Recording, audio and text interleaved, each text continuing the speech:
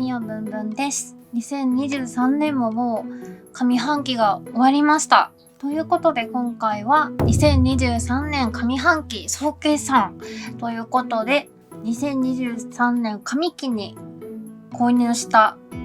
ものたちをご紹介させていただこうと思います。それではどうぞ。まず最初がこちらは実は2022年の12月末に購入させていただいたものです。原宿にあるウィングさんというアンティーク着物ショップさんで買わせていただいたんですが、12月の頭くらいにあったお散歩着物で初めてウィングさんの商品をたくさん見せていただいて、すごい素敵だったので実店舗の方にも行ってみたいなっていうことを前の購入品紹介動画とかでも話させていただいてたんですけど、その後すぐ行きまして、そしたらこんなやばくないですか。インスタグラムで紹介されてたのは見せていただいてたんですが、もうね直接見たらこれ可愛すぎてもうこれ買うしかないみたいな。無地場が多いからですかね。何でも合わせやすくてシンプルなんだけど地味すぎない。ディテールがこのタバコのディテールがあるので全然寂しくなくて本当に可愛くて、しかも締めやすいんですよね。なのですごいお気に入りです。で、この帯に合うお着物とかってやりますかみたいな話を店長さんにさせていただいたら、やっぱりインスタグラムで一緒に合わせていらっしゃったこちらのね島のお着物をおすすめしていただいて、サイズとかもちょうどよかったので購入させていただきました。掛けの色がすごいこんなライトな水色というかちょっとグリーンっぽい水色で、この組み合わせめちゃくちゃ可愛くないですか？この組み合わせが可愛すぎてセットで買っちゃいました。合わせてこちらの帯締めたちも購入させていただきました。この真ん中に飾りがついた帯締めと三原色じゃないですけど信号機カラーみたいな可愛い帯締めです。こういった落ち着いたカラーだけど遊び心があるみたいなものがいっぱいあって、多分この動画の後めちゃくちゃウィングさんで購入させていただいた商品めちゃくちゃ出てくるんですけど、本当に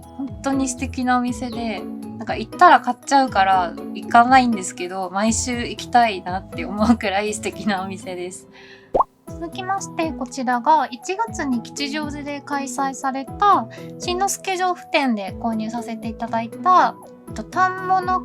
から仕立てたお着物と、こちらが新之助城府さんのへこ帯です。お着物の方は、多分前の動画1個前くらいの動画でご紹介させていただいたんですが、富士工房さんでお仕立てしていただいたのが完成しました。今年絶対欲しかったツートンカラーと玉虫がめちゃくちゃ気に入ったこの島と、あとは無地、ちょっとシンプルなのが欲しいなと思ってたので無地の新之助城府です。展示会行くのが初めてだったのでどういう感じなのかなって思ってたんですが、会に入れる人数が本当少人数なので割とゆっくり見れましたし、なんといっても今年初めての、展示会なので多分一番玉の数が多い瞬間なんじゃないかなとは思っていて、もし新之助城府さんに興味がある方はまた来年の多分1月とかにあるかなって思うので、新之助城府店に行ってみるといいんじゃないかなと思っています。こちらが新之助城府さんの生地のへこ帯なんですけど、我々涼しい帯が欲しいじゃないですか。夏着たいけど暑すぎてなみたいなところがあるので、私もその一人なので、新之助城府さんの生地だったらちょっと涼しいんじゃないかなと思って欲張ってね選べなかったので、もうえいやって2本買いました。こっちちょっとブルーベースっぽい感じで、こっちちょっとイエローベースっぽい感じ、これにも合うし、新之助城府でも可愛いですね。可愛い。他にも新之助城府の生地の半襟とかもあって、新之助城府好きにとってはもう天国のような場所でした。新之助城府店また来年も行っちゃうんだろうなと今から思っています。続きましてこちらがまたウィングさんで購入させていただいたお着物と帯です。ウィングさんが定期的に店舗の方で開催されている新入荷タイミングの2月のモダンという時に、お伺いして購入させていただきました。特にお気に入りなのがこれが中曜日なんですけども、もう私鳥ちゃん大好きなので、この刺繍が入った鳥ちゃんがめちゃくちゃ可愛くてですね、もうこれが欲しすぎて、もう朝です。朝原宿に行って店舗の前にちょっと並ばせていただいたんですが、お店着いた時に一人並んでらっしゃって、と思って、これはと思ったんですが、ちょっと勇気をね持って話しかけたら、何が欲しいんですかみたいな話をしたら、これじゃなかったので、すごいよかったですってお互いになって、無事購入させていただけたという感じです。中曜日私初めてだったんですが、引き抜き結びをするのがもう初めてだったので、どんな感じかなと思ってたんですけど、すごく結びやすかったですし、形が好みでした。引き抜き結び、帯締めも帯揚げもいらないで締められるっていうのがすごい好きで、私そういう着方好きなので、中曜日今後もねちょっと注目していきたいなと思っています。で、これに合わせてウィングさんの方で合わせていらっしゃったのがこのお着物で、この色使いがやばーと思ってなんか語彙力がなくて申し訳ないんですけど、このなんか目が覚めるような黄緑っぽい色にこの赤と青のお花、いい。なんかこれ銀の刺繍が入ってますね。刺繍じゃないのかな、箔かな、羽織っちゃったら買っちゃいましたはい、訪問着なのでちょっとちゃんとした場にも着ていけるお着物ということで、私の一丁羅になっております。だけどアンティークなので全然肩肘張らずに着れるというか、なんか普段のちょっとおしゃれな場所に着ていけるようなお着物だなと思っています。これもなんか裏がすごく可愛くて、多分ここのお花の赤よかなお花の薄い部分から撮ってると思うんですけど、裏がやっぱり可愛くて、私本当に八掛っていう文化が本当に好きすぎて、この組み合わせもなんか心奪われてしまいました。で、もう一つこちらの帯です。これがインスタライブの時にもう異彩を放って、私にとって異彩を放ってらっしゃって、序盤とかから押し立て直しされたものだと思うんですけど、ここにね満州国って入ってらっしゃるんですよ。ペーパーブックですかね、冊子がと、あと切手とか入っていて、ちょっと時代をね映したようなものが私大好きなので、この街並み、このグリーッシュな街並みにちょっと遊び心というかあって気に入ってしまいました。太鼓作った時にこれ多分この満州国、裾の部分の満州国がこうちゃんとつながるように押し立てしてくださっております。やっぱり今一重の時期で一重可愛いなってすごい思うんですけど、やっぱりね合わせ好きだなって思いますね。この重たさというか色がこっくりしているところが合わせ大好きなので、もう早く冬になってほしいですね。夏は夏の良さがあるんですけど、冬待ち遠しいです。続きましてこちらが3月に新宿伊勢丹さんで行われた大正ロマン百貨店に出店されていた暮らし屋さんで購入させていただいた帯と、こちらも訪問着になります。もう見ただけでわかるこの可愛さ、異常な可愛さインスタで見ていたお着物だったんですが、実際に見てみた時に結構これグリーン、深いグリーンみたいな感じなんですけど、見た時の印象、インスタで見た時の印象とかなり違って、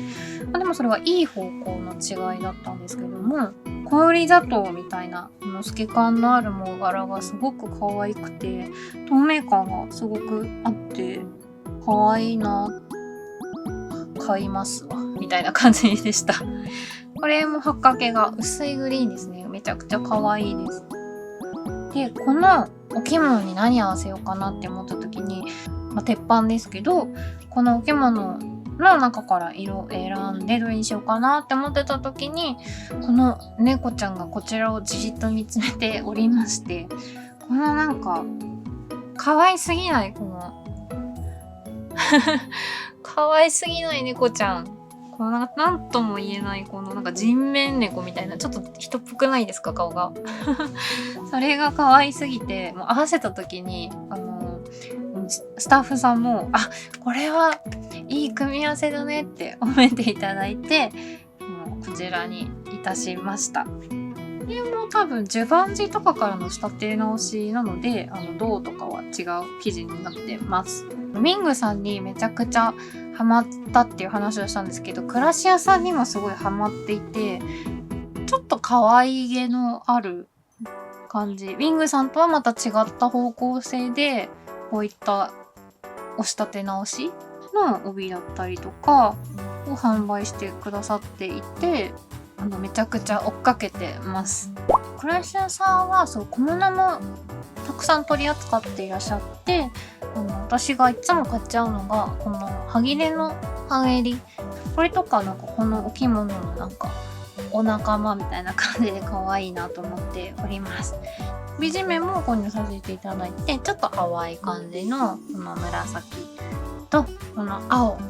のなんか帯締めって私なかなか気に入るものがない、そもそも数が少ないなと思っているんですけど、ちょっと見つけちゃったので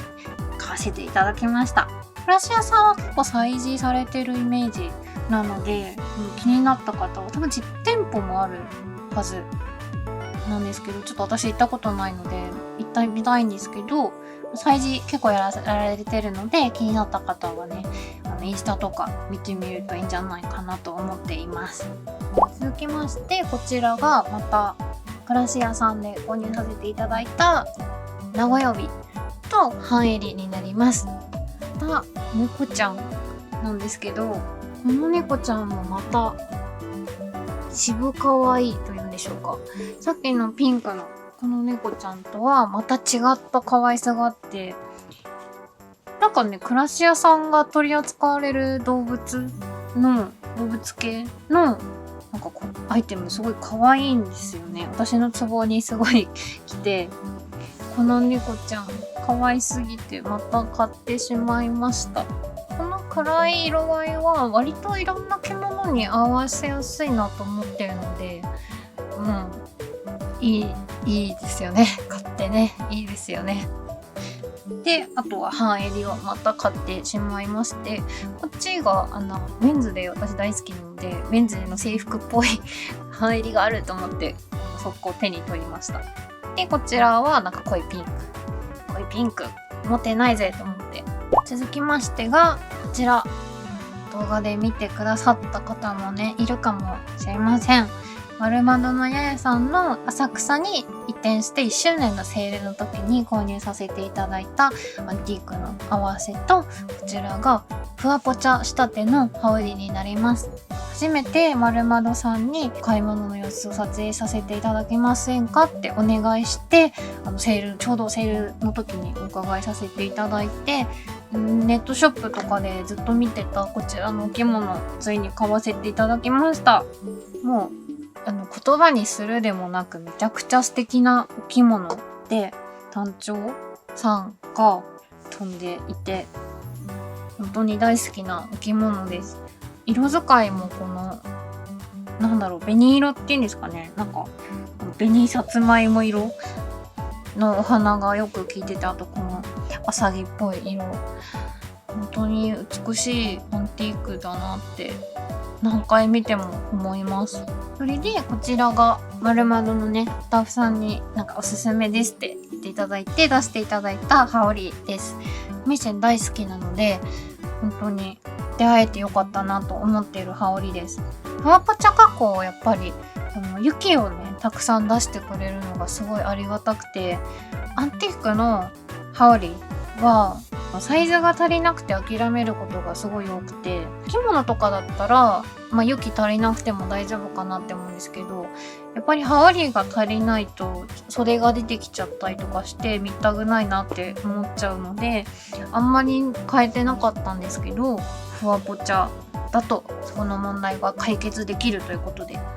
ありがたく購入させていただきました。裏地もこんな可愛い感じで、この店主様のね組み合わせのチョイスがすごい効いている一枚だなと思っております。続きましてこちらも丸窓のエアさんで購入させていただいたジョーゼットの訪問着と浮世絵みたいな、こちらを合わせの名古屋帯になっています。この目が覚めるようなジョーゼットの青が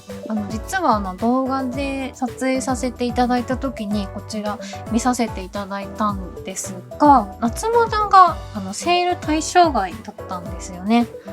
でセールの時にお買い物するとセールの後から使える 10% オフクーポンみたいのをいただけたので、後日そちらを使ってちょっとお安く購入させていただきました。どうしても忘れられなくてちょっと取り置きしていただいて買わせていただきました。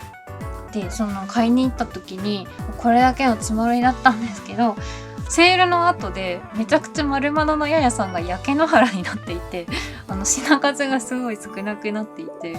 めちゃくちゃ面白かったんですけど、その中で新入荷されていたのがこちらの帯だったんですね。特に気になるのがこの雪景色の場面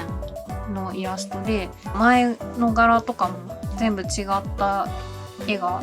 描かれているんですが、こういう感じか。感じで描かれているんですけど、特にこの太鼓に来るところの柄が気に入ってめちゃくちゃ悩んだんですよ。店舗の方でめちゃくちゃ悩んで、だって買いすぎじゃないですか正直この間もね合わせ買ったしみたいな。でもこの間っていうか撮影させていただいた時に帯がねちょっとしっくりくるものがなくて買ってなかったので、これにも合うじゃないですか。合わせと一重ではあるんですけど、ちょっと帯ね先取りして9月とかにこれ締めるのは許されるかなみたいな気持ちでちょっと買わせていただきました。うわーでも本当に気に入っていて、ちょっと白っぽい帯って上品なものが多いと思うんですけど、その中でもちょっと面白みがあるというか、ちょっと遊び心があるタイプなので、この白なら私全然締められるなと思って購入させていただきました。これがね多分ちょっと図柄違いでもう一本あったので、もしかしたらねまだあるかもしれません。気になった方はちょっとお店さんに聞いていただけたらなと思います。続きましてこちらが3月末に京都旅行に行った時に青松堂さんで購入させていただいた帯2つと、こちらがロの黒留め袖になります。京都旅行で私が欲しかったのが夏帯だったんですね。なんでかっていうと、去年私すごい浴衣とかをいっぱい押し立てしたんですけど、夏の帯が半幅とかそういったカジュアルなものが多かったので、名古屋とかの夏物が欲しいなと思って京都に乗り込んでいきました。ただ青松堂さんで見た時にちょっと夏物はピンとくるものがなかったので、両方とも合わせなんですが購入させていただきました。こちらがアンティークのなしとかしてないそのままの合わせの名古屋帯ですね。なんかこの色合いが、このクリームっぽい色合い自分では珍しいかなって思うんですけど、なんかこの大胆なこのビカーっていう柄がすごい気に入っちゃって、色合いも自分の持ってない感じだったし、あとねここはねすごいポコポコしてるんですよ。わかるかな。なんかすごい面白くて、これはぜひ締めたいなと思ってで、結構芯が厚いのか、結構太め、厚めでもあるので、なんかごっつりしたコーディネートをしたい時に締めたいなと思っています。柄は上品なお花なんですけど、この放射線状によってなんか一気にアバンギャルドな感じになって面白いなと思っています。で、こちらが清少堂さんオリジナルというか、清少さんでお仕立てされたバティック、オールドバティックの帯です。この色合いすっごい好きで、そしたらこの青緑っぽい色とこのビビッドなピンクがめちゃくちゃ好きなので、この組み合わせのバティック、これは一目惚れでした。これね、もう一本あったのでもし欲しい方いらっしゃったら、まだあるかもしれないので、清少堂さんに聞いてみてください。で、先はこんな感じ。青が強い感じでしたね。こんな感じです。かわいい。私、着物というより、なんか民族衣装がもともと好きで、その古い布とか、伝統的な柄とかがすごい好きで、その流れで着物も好きになったんですけども、他の文化のものがこうやって混じり合って、日本のね、着物っていう伝統的なものの形になるっていうのがすごいロマンティックだなって思っています。で、こちらが黒留め、夏の黒留めなんですが、これね、なんと3000円コーナーでなんかシュッて掘り出したんですよ。で、黒留めなんて着ないって思ったんですよ、自分でもね。黒留め着る機会っていつやねんみたいな感じだったんですけど、この柄が素敵すぎて、この裾のね、柄が素敵すぎて、買ってしまいました。帯とかにね、するといいよっていう店主様も言ってくださったので、そのまま黒留めとして着るというよりは、なんか羽織に直したりとかを検討したいなって思っているところです。本当に素敵、この柄が。清少堂さんもすごい面白いお店で、着物だけじゃなくて古道具とかもいっぱい置いてらっしゃるので、なんかね、いっぱい欲しくなっちゃうんですけど、いつも我慢してるんですけど店主様もいつもおっしゃるんですけど、早いもん勝ちやでって言うんですよなのでね、ちょっと毎週通いたいぐらいですね、本当は。毎週京都行きたいです続きまして、こちらが3月の着物旅行の時に京都やゆさんにお邪魔させていただいて購入させていただいた帯とお着物になります。ここから怒涛の夏物が始まります。夏物の帯をロックオンしまくっているので、夏帯コーナーでございます。この2つはもう動画見ていただいた方が多分早いと思うんですけど、めちゃくちゃ最後まで悩んで、もうどっちにしよう、どっちも気になるみたいな。でも本当に魅力が違いすぎるじゃないですか。なんかこの大胆な朝顔のこの色使い、黒とピンク、ショッキングピンクみたいなバチッとした色合いと、このはんなりとした優しい感じ。でもこの柄のなんかちょっと変わった感じ、これなんだろうねっていう柄なんですけど、ちょっとこの優しいけどちょっと意志のある柄がもうどっちも違う魅力すぎて、もうどっちがいいみたいな選べなくて本当にどっちもドストライクだったので、2日間ね、ややさんに通って一晩越しに決断して両方くださいということになりました。袋帯と名古屋帯っていう違いもありますし、こちらはね、そのままアンティークがそのまま販売されてるもので、こちらがややさんのかの有名なお仕立て直しの帯でございます。なのでこういったラインが入ってるんですけど、私なんかこういうややさんのこのライン入った帯すごい大好きで、欲しいなと思ってたので嬉しいです。これ本当に前もこういう感じで全然落ち着くことなく、こんなにはんなりなのにすごい豪華に柄が入っております。で、帯は決めたじゃないですか。じゃあこの帯に合う着物って何ですかみたいなことをまたやった時に、このロですねのお着物を出していただきました。こちら店主様におすすめいただいて、この騙し袖がついたものを、私初めて騙し袖なんですけど、買わせていただきました。本当にこの今触ってもヒヤってしてて不思議なんですよね。これが帯がねすごい生きるお着物なのですごくお気に入りです。特にこっちの帯とよく合います。どれもややさんらしいものがね買えたんじゃないかなと思っています。特にお気に入りなのがやっぱりこの袋帯さんなんですけど、なんか袋帯なんですけど全然気取った感じがなくて、私もなんかこれ浴衣とかでも締めてる、前の動画で浴衣とかにも合わせてますし、万能な帯だなって思ってます。京都屋さん本当にいつもありがとうございます。またね、下半期も絶対1回は行きたくて、ちょっと冬物を狙いに行きたいなと思っております。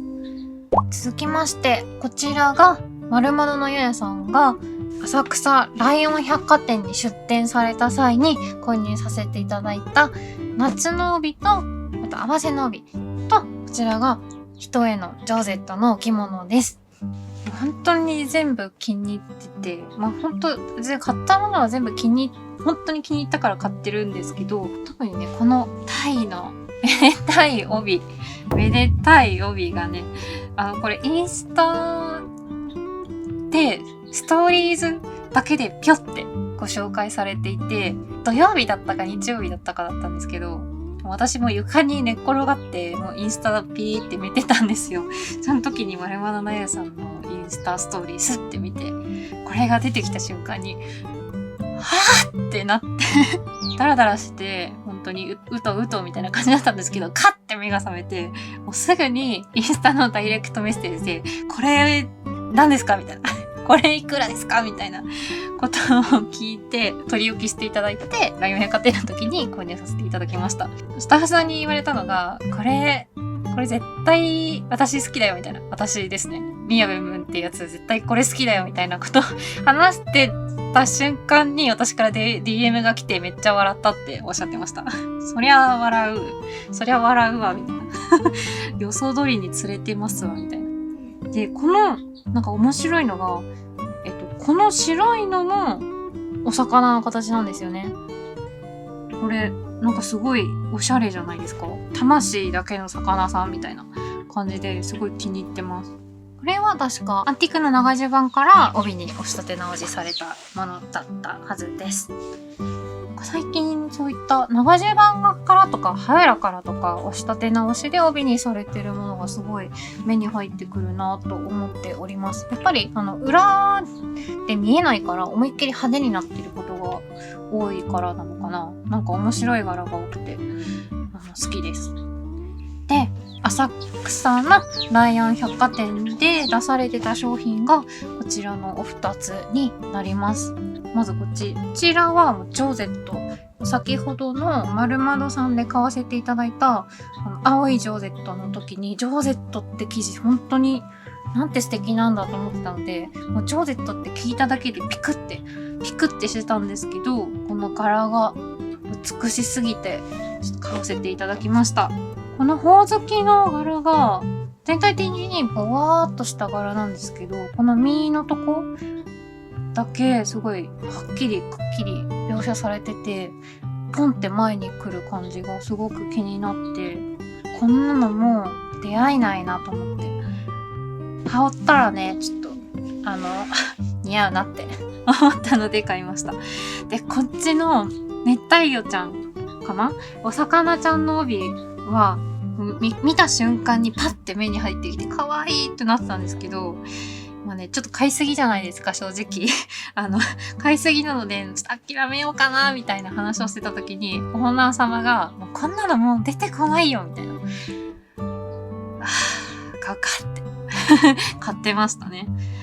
この、魚ちゃんというより、私、このなんかギンギラギンの、なんだろうこれ、海藻かな、海藻みたいなところがすごい素敵だなと思ってて、やっぱりこういうツヤ系の素材感って夏にやっぱり見ると涼しく感じるので、夏帯らしさ抜群だなと思って購入させていただきました。色合いもすごい涼しいですし、ただちょっとのり薬とかがめちゃくちゃ出てる帯ではありました。ここら辺とか見えるかなね。はい。まあですが、うまく締めればいいだろうということで、本当にいいお買い物でした。浅草ライオン百貨店さんは多分秋11月とかにもまたあると思うので、はい、また行かせていただきたいなと思います。すごい楽しみです、今から。ややさんだけじゃなくて他にもいろんな古道具だったりとか古本だったりとかいろんなお店さんが集まってるので、日本で一番ちっちゃい百貨店っていう銘打ってやってらっしゃるんですけど、本当に百貨店みたいな本当に面白い空間になっているので、行ける方はね、浅草で土日にやってらっしゃるので、ぜひ行ってみてください。屋上のね、ご飯もすごい美味しかったです。屋上じゃないや。続きまして、こちらが、履物着物弥生さんで、ネットで通販させていただいた、夏帯2つになります。履物着物弥生さんのウェブショップがあって、もうずっと前からね見てはいたんですが、購入するのは初めてでした。でまずこっちの金魚ちゃん、もうこのインパクトが、これずっと前から見てて、欲しいなーってなんかトマトレッドってみたいなカラーだったんですけど、気になっていて、で多分一回ねウェブショップから消えてて、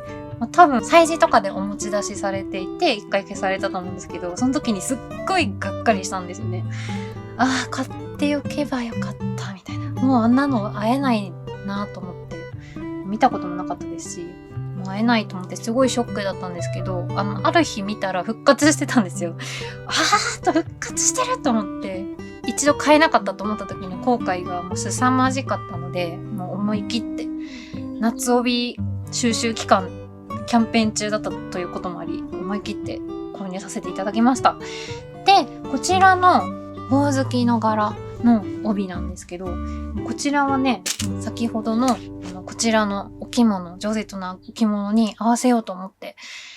購入いたしました。もうほおずきで、しつこいぐらいほおずきなんですけど、このお着物に合う帯をずっと探していて、さっきの魚ちゃんの帯、色合い的にはすごい合うんですけど、これ合わせたらどうですかねってスタッフさんに聞いた時に、ちょっと時期が違うかなっていう話をされてて、確かにと思って、なので気にならなければ大丈夫ですけどみたいな感じだったんですけど、ちょっと気になっちゃって、やっぱりちょっとこのお着物に合わせる帯をずっと探してて、で弥生さんのサイトを見てた時に見つけてしまったんでございます。こっちのほおずきもまた描写はちょっとぼわっとした感じで、ちょっと箔がねついてる感じです。綺麗です。もうこれ合わせたらもうやばいくないですかやばいくないですか？ちょっとこの組み合わせが揃った時は私もなんかちょっと感動がありました。完璧やと思って感動しました。白っぽい色なので、いろんなお着物に合わせることができるなと思いますし、なんか着口まで使えそうなお色味だなと思っているので、長く使ってあげたいなと思っております。続きまして、こちらが6月のお散歩着物で購入させていただいたお着物と帯になります。まずこちらのお着物なんですが、こちらが、アンティークじゃなくてリサイクルのお着物で、着物サラサさんで購入させていただきました。このカラスの柄がすごいかっこいいんですけど、地の色が薄いピンクで可愛げがあって、なんかこのギャップが可愛いなって。リサイクルなのでサイズすごくあったので、夏にラフに着たいなと思って購入いたしました。このカラスちゃんがね、なかなかいい顔をされてるんですよね。いやー、このカラスちゃんにね、私は今狙ってるのがこんなやげんべいさんのカラスの帯合わせたいなーってちょっと思ってます。いつになるか分かりませんが、ちょっと欲しいなーって思ってますね。あとの3つが、全部着物弥生さんが散歩着物出展されてたので、購入させていただきました。やっぱりなんかセンスが好きですね。アンティーク着物だから、お店さんがオリジナルで作ってらっしゃるとかデザインしてるとかいうわけではないんですけど、チョイスにやっぱりお店さんごとに独特な特徴があって、お店さんのファンになることが多いですね。アンティーク着物不思議なんですけど、こちらが夏の置物で、バラの柄がこう箔とかついてるんですけど、黒でビシッと決めたい気分だったんですかね、私その日。で、地の色がこれ白っぽくクリームっぽく映ってると思うんですけど、薄い黄緑、本当に薄い黄緑みたいなお色味で、私クリーム色ちょっと苦手なのですが、この色すごい、この色あったんだみたいな感じで、私夏帯ハンターだったので、この時期着物とかもね、あんま買わないでおこうって思ったんですけど、これは本当にお店さんの店頭で初めて見て、ちょっと目が離せなくなっちゃって、試着したらすごいいい感じだったのでちょっと買わせていただきました。で、帯ハンターが捉えたのがこちらの2つになります。このほおずき、さっきもほおずきの帯買ってたよって思うんですけど、ほおずきっていうモチーフが普通に好きっていうのもあって、こちらはちょっとインスタで投稿されてたのを見て気になったので、これを目当てに行ったんですね。やっぱり可愛くて、なんか朱色じゃないんですけど、赤じゃないんですよね。この色合いがすごい素敵だなと思って、なんかこれピーマンみたいですね。これも可愛くて、で針先もこんな感じになってます。可愛い。これ地が黒なんですけど、黒の帯やっぱり使いやすいなって思うので、購入してよかったなって思います。こちらがね、全然予定になかった、これは鳥ちゃん？何鳥ちゃんなんだろう？サギかな？なんですけど、これは袋かな？袋帯。で、この前がね、その合わせガラスみたいなことをおっしゃってて、わーお。わーおって感じですよね。かっこいいんですよ。これはちょっと紫がかっていて、私紫もすごい好きなので、この鳥ちゃんが白なので色が肩にならずにどれにでも合わせやすいかなと思って購入いたしました。なんならね、これのピンクに合わせてもいいんじゃないかなって思います。ピンクと紫すごい組み合わせ好きなので。続きまして、こちらは、また浅草の丸窓のややさんで購入させていただいたアンティークのおじやと一重の着物になります。ライオン百貨店ですごいお世話になったので、お礼も兼ねてと思ってお伺いして、ライオン百貨店の時にアンティークのおじやがすごい涼しいよっていうお話を聞いてたんですけど、百貨店の時はちょっと買えなかったので、まだあるかなと思ってちょっと T シャツがてらお店に行ったら、こちらがちょっとお安めなコーナーに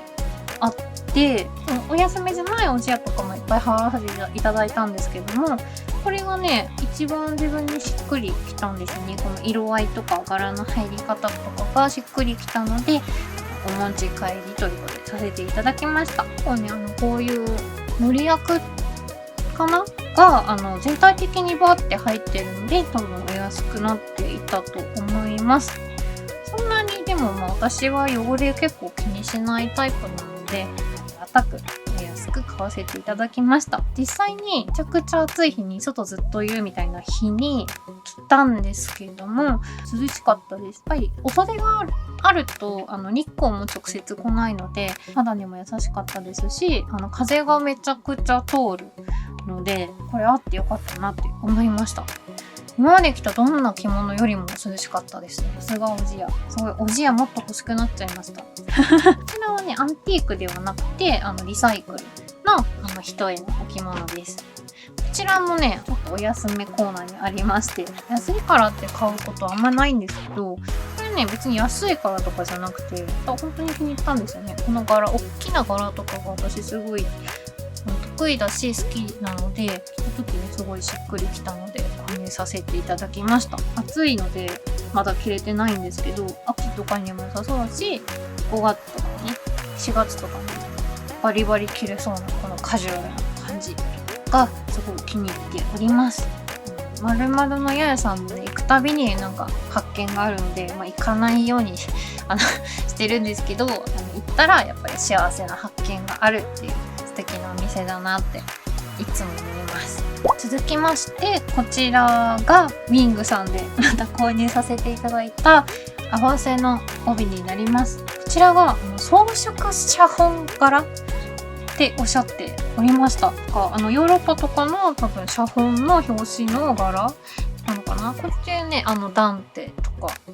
皆様よく知ってらっしゃると思うんですが、そういった柄の多分これもハウラとかからジュバンとかかなからお仕立て直しされた帯になっております。お散歩着物にウィングさんが出店されてた時に出されてた帯で、私直接伺いたかったんですけど伺えなかったので、通販でねインスタのダイレクトメッセージでねお問い合わせができるっていう素晴らしい悪魔のような天使のような対応をしてくださるので、お問い合わせしたところ、これ2本あったみたいで1本は売れちゃったけどもう1本ならありますっておっしゃってくれたので購入しました。はい、本当にね柄の面白さにもう欲望がね勝てないんですよ。欲望を我慢しなきゃという気持ちがこの柄の面白さにですね勝てないんですよね。こういうなんか生かしたね柄のね着物を着てる女になりたいなって思っちゃってるので、はい買いました。いろんなものとミックスされたこの和の着物がすごい面白いなって思います。素敵、お気に入りです。続きましてこちらがまたまたウィングさんで購入させていただいた夏のお着物と帯です。お着物がこちらがねこのお着物なんですけども、この波の感じがなんか入り方がすごく大胆な波で、平面だとなかなかね魅力が伝わりづらいとは思うんですよね。私も実際インスタグラムでこれ見て気になってるけど、我慢できる範囲かなとは思ってたんですけど、商品のご紹介のインスタライブをウィングさんがされてた時に店主様が実際に羽織って回りますって言って回ってくださったんですね、その場でマネキンみたいにくるって回った時に立体で見るとめちゃくちゃ可愛いなって思って、本当にこれはね着た時の魅力、ピラオキの時と全然違った魅力がねあるお着物だなって思ってます。でこのお着物に合わせてらっしゃったのがこちらで、マネキン買いしましたこちらが緑ちゃんの帯です。頭とかだけ刺繍されててすごいキュートです。かわいい。鳥ちゃんが本当に好きで、なんか鳥に本当に目がないですね。波とか鳥とか波と鳥なんですけど本当に好きなので、ありがたく購入させていただきました。で、行った時に一緒にね見て、あら残ってたのねあなたってなったのがこの貝のね帯なんですよ。なんかこれ本当にキュートですよね。なんかポップ、キュートポップ、こんないっぱい貝ちゃんがいて、もうこの人たち一斉に喋り出したらめちゃくちゃうるさいだろうなって思いながらみたいな、そんな賑やかな帯です。これに全然合わせてもいいと思うし、地が黒だけどこの柄にねいっぱい色が入ってるので、この中に入ってる色が入ってるお着物とかと合わせてもすごい合いやすいなと思って買ってしまいました。これはねまだいいじゃないですか。私はね夏帯ハンターなので、夏帯をハントすることは許されるかなって思ってね買ったんですけど、この帯はね合わせなんですよね。合わせかいみたいな、夏帯ハンターの名はどうしたみたいな感じなんですけど、これがねギャンブル柄なんですよね。トランプと早慶戦と競馬と麻雀っていう単体のトランプ柄の帯とか麻雀柄の帯とかは結構よく見るんですけど、もう全部入ってるので、もうこれ1枚買っておけばその単体のとかね帯買わなくていいかなって思って、まあと思ってコスパいいよねって思って買いました。コスパいいってなんだよって感じなんですけど、やっぱりこれもハウラーから仕立て直しして作られた帯だそうで、やっぱりハウラーとかって面白いですね、柄が。こんな帯もう何にでも合うじゃないですか。何にでも合うじゃないですか。だからね、許しました。自分を。何にでも合うからよしって許しました。ミングさん、私、去年末に行ってからもうすごいペースで行ってるんですけど、何回行ってもね、楽しい店なんですよね。やっぱちっちゃい店にいろんな商品がギュッてなってるの私本当に好きなので、お店の雰囲気とかもそうですし、センスもそうですし、本当に好きで、もうちょっと危険ですね。危険地帯です。でちょっと出すの忘れてたんですけど、こちらのレトロな浴衣もウィングさんで購入させていただきました。これは本当に戦前からの柄じゃないかなっていう話をされていて、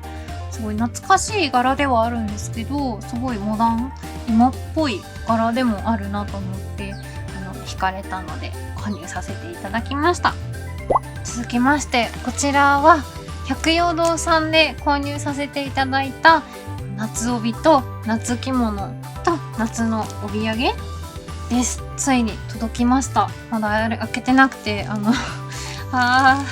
んか緊張してずっと開けられなかったんですけど、もうこれはね見えてるんですけど、夏の乙女百合の柄の、こちらは今年の新作の帯でした。はい。で、お着物はね、何を買ったかと言いますと、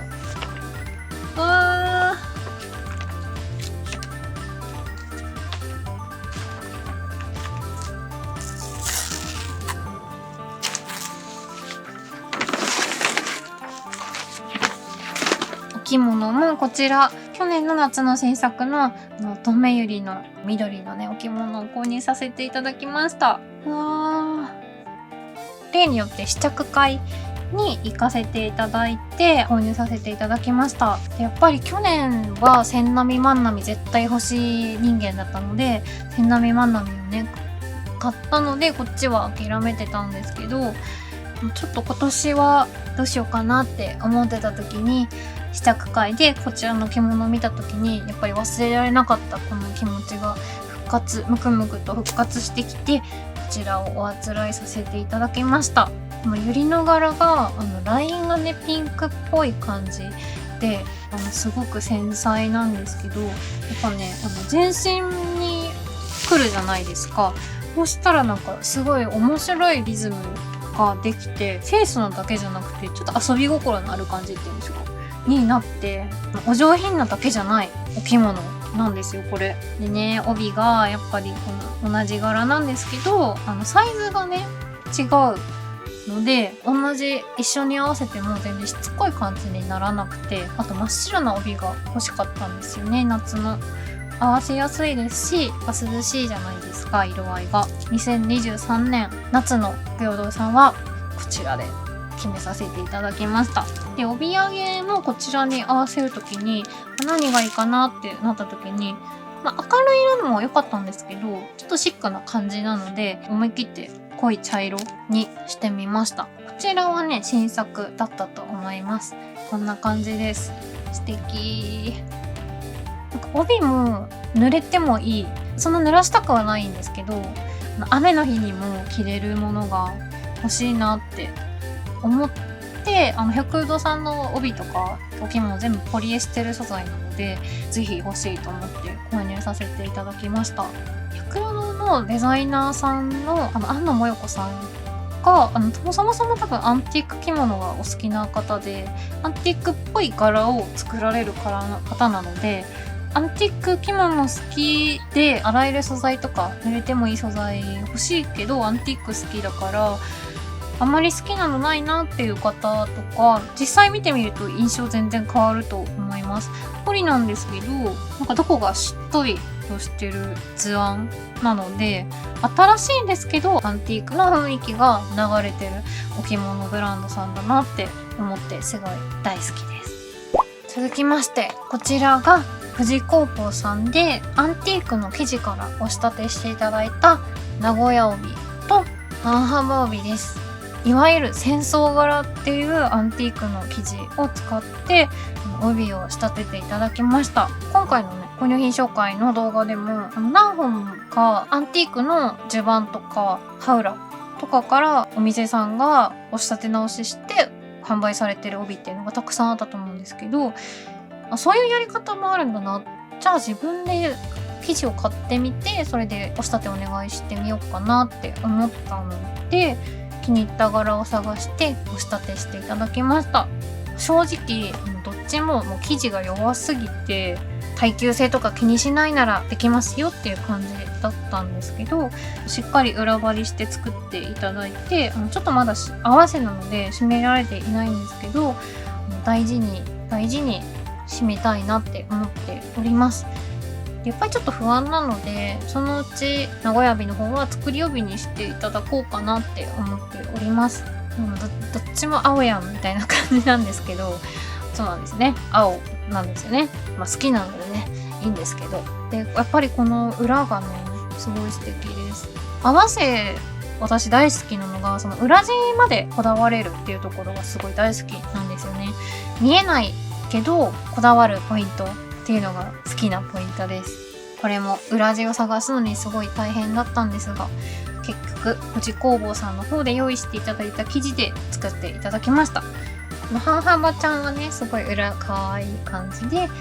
ちょっとこっちの渋いエンジっぽい色とはまた違った雰囲気になってます。これ帯は本当にもう私しか持ってないっていうので、本当夢だったんですよね。なんか自分でこう選んだ生地で作っていただくっていうのが夢だったので、一つ2023年夢を一つ叶えられました。味を占めてしまったので、ちょっとまたいい生地探してお仕立てお願いしたいなって思っていますね。まさむねね、まさむでもこの帯すごいいいって思うよね。ねえまっちゃんねね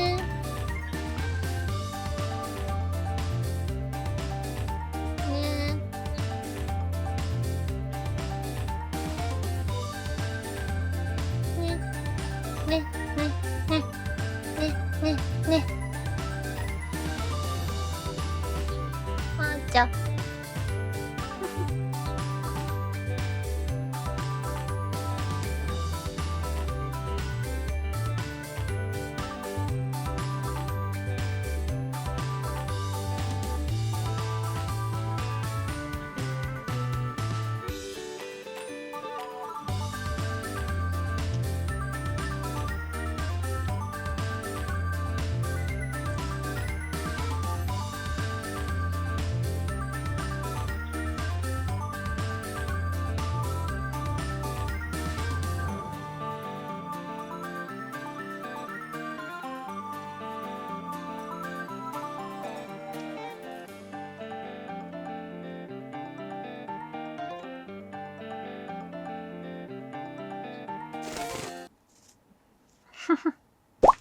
2023年上半期総決算、こちらで最後となります。長い道のりでした。長すぎて正直今声枯れております。こちらが最後になります。富士工房さんにお仕立てをお願いしてたものが届きました。うっさら何かは知ってるんですけど、まだ開けてないのでドキドキな開封でございます。それではよいしょ。